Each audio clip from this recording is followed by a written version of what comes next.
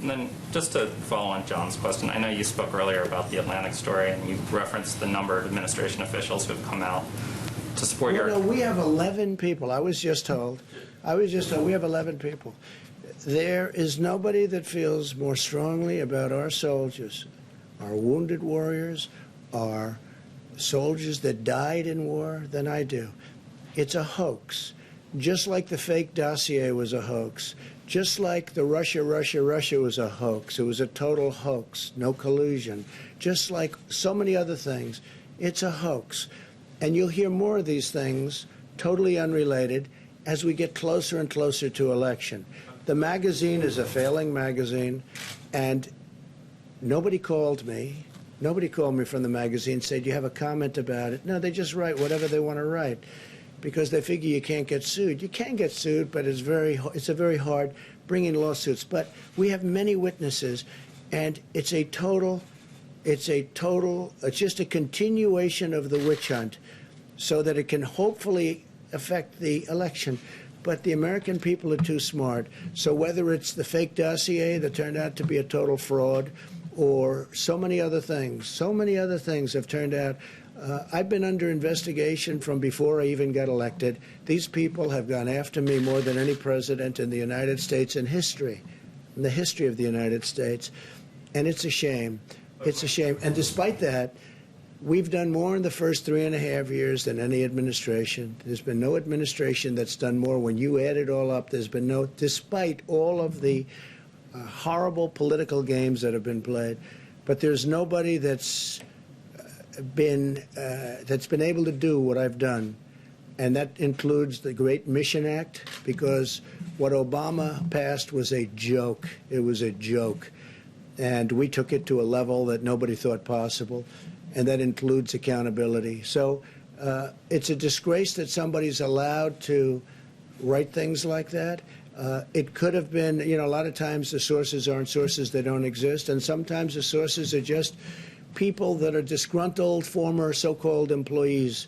Well, my question is sort of about that. I mean, the notable voice that's been missing from the denials is your former chief of staff, John Kelly, who was obviously intimately involved in this. How are we supposed to read the fact that John Kelly hasn't? I know John Kelly. He was with me, didn't do a good job, had no temperament, and ultimately he was petered out. He was exhausted. This man was totally exhausted. He wasn't even able to function in the last number of months. He was not able to function. He was sort of a tough guy. By the time he got eaten up in this world, it's a different world than he was used to, he was unable to function. And I told him, John, you're going to have to go. Please give me a letter of resignation. And we did that. And now he goes out and badmouths. Now, there are people that are jealous. There are people that are upset that they're not here anymore. There are people that we've done an incredible job. The virus came in, and now we're doing an incredible job again. We're going to build it up bigger than it was before the virus came in. But I don't know that it was him. I haven't seen that. I mean, I see anonymous, but it could have been a guy like a John Kelly. Because just so you understand, he was a very, you look at some of his news conferences, what happened to him. He got eaten alive. He was unable to handle the pressure of this job. This job was a tough job. Mark Meadows doing a great job. But Kelly was unable to do that.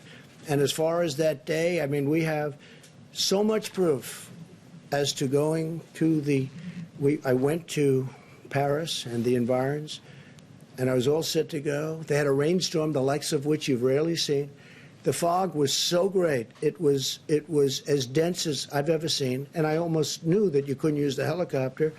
And because they had to drive through, I guess, certain parts of Paris, the Secret Service, who, by the way, we have people here that were on the trip. They're writing a report, unable to even think about it. And I said, nope, I want to go. I insist on going. It would have taken us forever.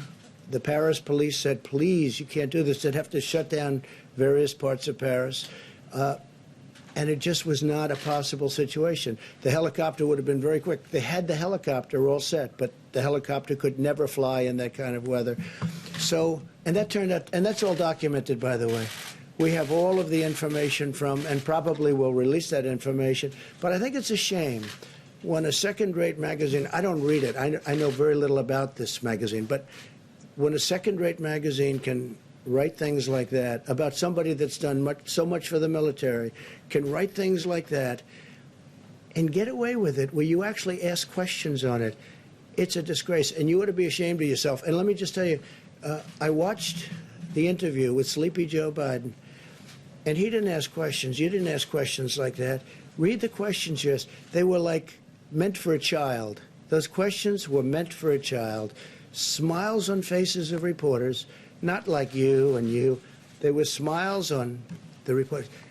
What do you think? Take a look at those questions that they asked him.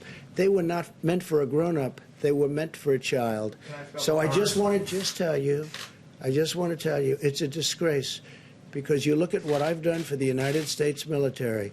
I love those people. I've gotten them pay raises when they didn't get anything near what I've been able to do. And I've rebuilt $2.5 trillion. I've rebuilt the United States military. Now we're including Space Force. Nobody's done more for them.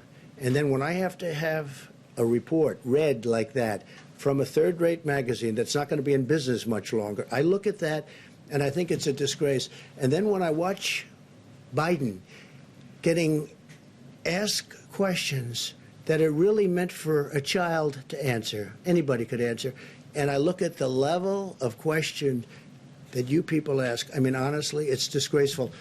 So I want to thank you all very much. We appreciate it, and we're doing very well.